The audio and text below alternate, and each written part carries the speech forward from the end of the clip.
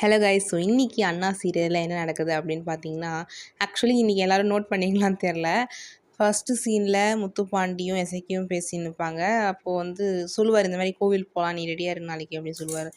அப்போது முத்துப்பாண்டிக்கு மீசை தாடி இருக்காது. அதுக்கு அடுத்த சீன் ரூமுக்குள்ளே ஒரு சீன் வரும். 2 பேரும் பேசிகிட்டு இருப்பாங்க. அப்போது முத்துப்பாண்டிக்கு மீசை இருக்கும். நம்ம பழைய முத்துப்பாண்டியை காட்டினாங்க. அதுக்கப்புறம் போலீஸ் ஸ்டேஷனில் கேக் வெட்டும்போது முத்துப்பாண்டி மீசை இல்லை.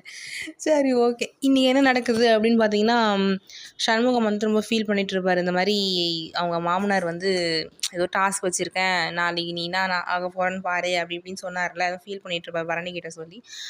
அப்போ வந்து ஃபோன் வரும். எஸ்கி கிட்ட இருந்து ஃபோன் வரும். இந்த மாதிரி சொல்லுவாங்க, எஸ்கி சொல்லுவாங்க, இந்த மாதிரி பரணிக்கிட்ட சொல்லுவாங்க, இந்த மாதிரி என் மாமா வந்து எனக்கு சேலை வாங்கி கொடுத்தாரு பரிசு அப்படின்னு சொல்லும்போது சண்முகமும் ரொம்ப சந்தோஷப்படுவான். உடனே பரணி வந்து, என்னடி நீ டைமண்ட் நெக்லஸ் அந்த மாதிரி கேட்க வேண்டியது தானே, இதுக்கு போய் இவ்வளோ சந்தோஷப்படுறேன்னு சொல்லோடனே அவங்க சும்மா ஒரு அழகாக சண்டை போடுவாங்க. அது நடந்துன்னு இருக்கும்.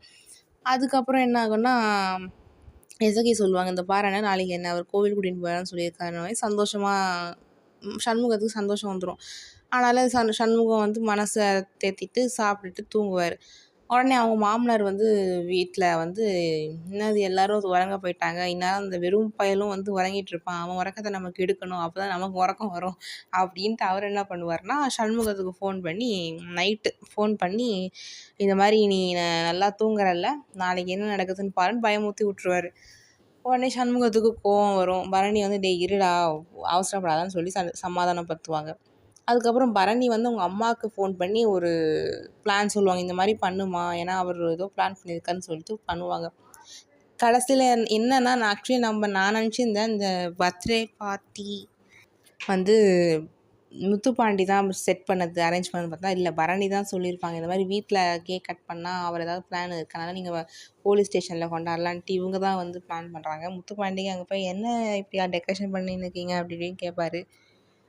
அப்போ வந்து சர்ப்ரைஸாக அவங்க அம்மா, எசக்கி, சண்முகம், பரணி எல்லோரும் வருவாங்க.